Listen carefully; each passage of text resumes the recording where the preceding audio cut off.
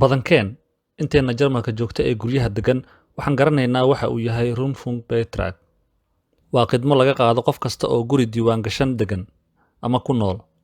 Waxaa jira madmadow dadka qaar uga jira adeegan. Waxaan ka jawaabi doonaa su'aalaha soo socda. Yay tahay inuu bixiyo khidmadda ama lacagta adeega telefishinka iyo raadiyaha? Yaa laga saamaxayaa ama laga deynayaa lacagta telefishinka? Ka waran haddii aan guri kula noolahay qof shaqeeya anigana la iga dhaafay bixinta lacagta? Haddii aanu telefishin ama raadiyo guriga ii oolin sideen lacag ku bixinayaa? Maxaan samaynayaa haddii qofka guriga hore u deganaa uu bixiyo lacagta? Maxaa dhacaya haddii aan suuq madow ku fiirsado ama aan adeegan iska diiwaan gelinin iyaguna aysan ila soo xiriirin?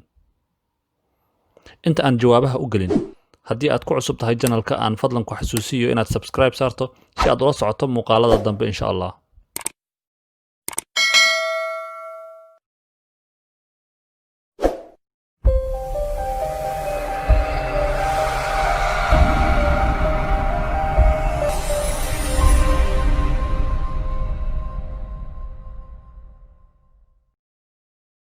adeega EAD CDF Deutschland Radio Beitrag Service oo macnaheedu noqonayo tabarucaadka adeega EAD CDF iyo Deutschland Radio waa khidmad 17 euro iyo 50 senti ah oo laga qaado guri kasta oo diiwaan gashan dalkan Jarmalka. Lacagtan waxa qaybsada warbaahinta dadweynaha ee dalkan maadaama warbaahin bulshada ay leedahay ay tahay. Dhaqaalaha ay ku howlgalaan ayaa laga qaadaa dadka guryaha degan. Iyaguna barnaamijyada telefishinada iyo raadiyaasha dadweynaha ayay fiirsadaan ama dhageystaan. 9 warbaahin oo gobolada kala duwan ee Jarmalka ka howlgala ayaa ku midaysan ama ka manaafacadsada. Maamulka adeegan xaruntiisa waa magaalada Cologne. Bixinta khidmadda qasab kuguma ahan inaad bil kasta bixiso. Waxaad bixin kartaa 3 bil mar. Waxaad markaas bixinaysaa 52 euro iyo 50 senti oo u dhiganta khidmadda 3 bilood. 18 bishan June 2020 waxay hogaamiyayaasha 16 gobol ee Jarmalka saxiixeen kordhinta qiimaha khidmadda adeega TV-ga iyo raadiyaha oo lagu darayo 86 senti. Taas oo ka dhigaysa 18 euro iyo 36 senti bishiiba in la bixin doono. Dhaqangalka qiimo kordhintan waxay u baahan tahay in baarlamaanada 16 gobol ay ansixiyaan.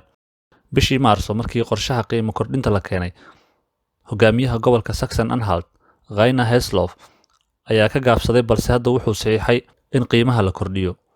Wuxuuse sheegay inuusan damaanad qaadi karin in baarlamaanka gobolkiisa ay aqlabiyad ku ansixin doonaan. Haddii la ansixiyo wuxuu u dhaqan geli doonaa 1 bisha January 2021. Lacagta hadda la qaado ee 17 euro iyo 50 senti ah waxaa loo qaybsadaa sida soo socda. Telefishinka ERD wuxuu qaadanayaa 12 euro iyo 30 senti. Telefishinka CDF Deutschland Radio iyo warbaahinta gobolada waxay wadar ahaan ama kulligood qaybsanayaan 5 euro iyo 19 senti. Dhammaan warbaahinta dhaqaalahan lagu maalgeliyo waa kuwo dadweyne oo ka madax bannaan aragti ganacsi. Haddaba su'aalaha muhiimka ah ee la xiriira adeegan ayaan ka jawaabaynaa. Yay tahay inuu bixiyo khidmadda ama lacagta adeega telefishinka iyo raadiyaha? Dhowaan qof channelka dadka ku xiran ka mid ah ayaa fariin ii soo diray waxayna u dhignayd sidan: mahadsanid walaal, waxaa jirta inaan shufo ku jiro sababtana waxa ay tahay Rundfunkgebühren oo aan hadda ka hor iga hoos baxday oo aan inkiray. Marka waxaan fahmi waayay raadiyoga iyo TV-ga aan heshiis la gelin sidee shufo ugu galayaa? Jawaab fudud. Waa sharci qof kasta oo guri degan ama guri cusub iska diiwaan geliya inuu bixiyo adeegan. Haddii aanu lahayn cudurdaar looga saamaxayo inuu bixiyo lacagtaas. Marka aad isdiiwaan geliso adeega Beitrag Service waxay helayaan macluumaadkaaga kadibna waxaa lagu soo dirayaa warqad form ah oo ay tahay inaad dib ugu celiso. Waxaa dhici karta inaysan warqadda ku soo gaarin ama warqadda ku timid aad meel isaga tuurto. Ogow inay muhiim tahay. Sidoo kale adiga ayaa shakhsiyan isaga diiwaan gelin kara boggooda. Heshiis saxiix ama ha saxiixin waa kugu waajib bixinta khidmadda adeega telefishinka iyo raadiyaha. Yaa laga saamaxayaa ama laga deynayaa lacagta telefishinka? Qof kasta oo aan shaqayn oo ceyr qaata waa laga saamaxayaa adeegan. Warqadaha go'aanka lacagta ee job centerka waxa qof kasta loo soo raaciyaa warqadda noocan ku muuqata. Warqaddan sida aad arki karto waa iyadoo maran. Caadiyan job centerka waxay kuu soo diri doonaan iyadoo magacaaga iyo lambarkaaga adeega ku qoran yahay Beitragsnummer. Waa lambarka aqoonsiga ee qof kasta uu leeyahay. Waad buuxinaysaa kadibna waad u diraysaa. Kadib lacagta khidmadda waa laga deynayaa ilaa aad dib ugu shaqo bilaabayso. Haddii aad isweydiinayso sida ay ku ogaanayaan warqadda job centerka uu kuu soo diro ee bishaydka ama lacagta waxa ay leedahay muddo ay ku eg tahay. muddadaas marka ay dhammaato waxaad uga baahan doontaa job centerka warqad kale. Haddii aysan kuu imaanin, macnaheedu waxa ay tahay in adeeggan uu kugu waajibayo bixinteeda oo aad shaqo bilowday. sidoo kale ardayda waxbarashada ku jirta ee qaata lacagta BAföG ama dadka magangeliyo doonka ah ee aan weli sharciga la siinin waa laga deynayaa. ka waran haddii aan guri kula noolahay qof shaqaysta anigana la iga dhaafay bixinta lacagta. haddii adiga lagaa dhaafay, qof kale ee shaqeeya ee guriga kugula nool ayaa bixinaya oo ay ku waajibaysaa. haddii dad kale oo labadiina aan ahayn ay ku nool yihiin gurigana, way qaybsan doonaan lacagta €17.50 ah oo midba qaybtiisa ayuu bixin doonaa.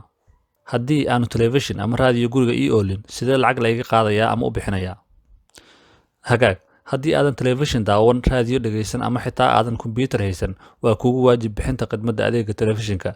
haddii aad bixin weyso, waxaa kugu dhici kara ganaax, waxaa xumaanaya sumcadaada, waxaadna gelaysaa liiska shufo ee dadka dhaqaalaha isdaba mariyey. dibna aad bay kugu saameyn doontaa. tusaale, marka aad guri kiraysanayso, marka aad heshiisyo gelayso ama deyn qaadanayso. maxaan samaynayaa haddii qof guriga horey u deganaa uu bixiyo?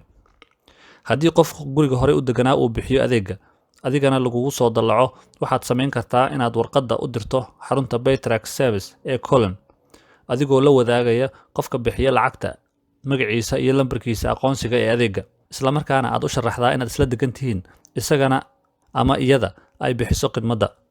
sidee yeelayaa haddii guriga aan deganaa aan bixin jiray, guriga aan soo degayna uu qof kala bixiyo?